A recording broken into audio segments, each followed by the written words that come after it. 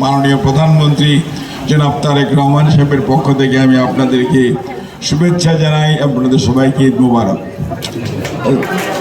সম্মানিত উপস্থিতি, এখানে যারা উপস্থিত হয়েছেন, আপনারা আমাদের বেশ কয়েকজন বক্তা বেশ কিছু বক্তব্য রেখেছেন।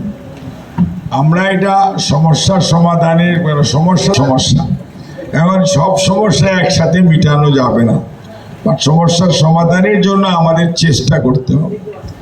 চেষ্টা করতে হলে কিন্তু আপনাদের অংশগ্রহণ লাগবে। আমরা যেমন আপনাদেরকে বলেছিলাম যে আপনারা আমাদেরকে সুযোগ দেন আপনাদের পাশে দাঁড়ানোর জন্য, ঠিক একইভাবে আপনারা আমাদেরকে সুযোগ দিয়েছেন, সেজন্য আমি এখন আপনাদের সামনে কথা বলার সুযোগ পেয়েছি। সেজন্য আল্লাহর কাছেও শুকরিয়া আদায় করি এবং আপনাদেরকে ধন্যবাদ জানাই। আল্লাহ রাব্বুল আলামিন আমাদেরকে এবং আমাদের দলকে এবং আমাদের নেতা জনাব তারেক রহমানকে তৌফিক দিয়েছে মানুষের পাশে দাঁড়ানোর জন্য। কিন্তু এখন কাজটা সবাইকে দায়িত্ব পালন করতে হবে, সবাইকে সচেতন হতে হবে যে আপনার ছেলে মেয়ে সকালবেলা ঘুম থেকে উঠে পড়তে বসে সন্ধ্যার আগে আবার বাসায় ফেরত আসে না, কি করে এটা কিন্তু যত্ন নেওয়া, খোঁজ নেওয়া আপনার এবং আমাদের সবার নৈতিক দায়িত্ব।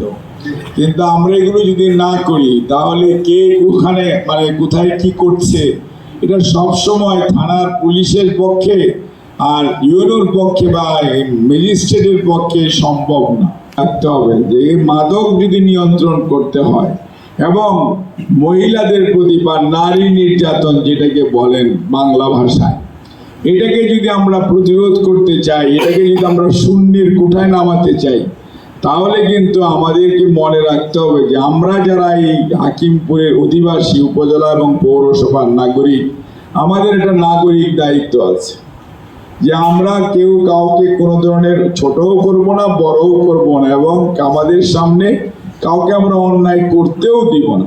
এখন একজন অন্যায় করছে, আপনি কিছুই বলেন না, থানা পুলিশ দেখবারে, ভাই থানা পুলিশ তো ওখানে আছে নাকি?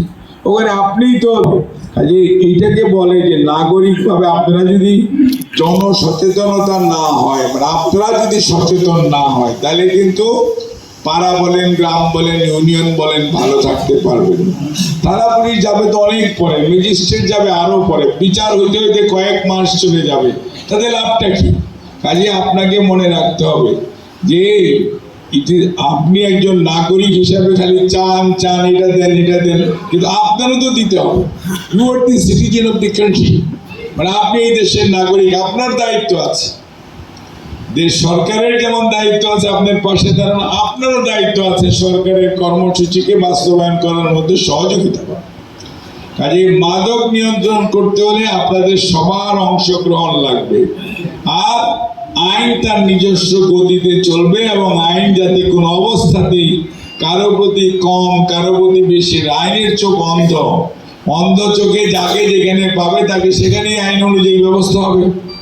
কিন্তু আপনাদের সহযোগিতা লাগবে। যেমন মনে করেন সমাজে নারী নির্যাতন, মহিলাদেরকে বা মেয়েদের স্কুলে যাওয়ার সময় কেউ একটা চুস্কের একটা কথা বলে, আজে বাজে কথা বলেন, সবাই বলে তারা শতকরা 99 জনই ভালো, একজন হয়তো একটু খারাপ, তো সেই খারাপটাকে কিন্তু আমরা কেউ প্রতিবাদ করি না। প্রতিবাদ না করলে যেটা হয়, আস্তে আস্তে এটা কিন্তু বেড়ে যায়, সাহস বেড়ে যায়। তো কাজেই অন্যায় যে করে এই সমস্ত লোক তো খুব কম, অন্যায়কারীদেরকে যদি আমরা কালেকটিভলি না করি যে তুমি অন্যায় করো না, তাহলেই হলো। আর আইন কখনো আপনারা নিজের হাতে তুলে নেবেন না, আইন তার নিজস্ব গতিতে চলতে হবে। আইন প্রয়োগ করার জন্য আইন প্রয়োগকারী সংস্থা আছে, তাদেরকে আপনার সাহায্য করতে হবে।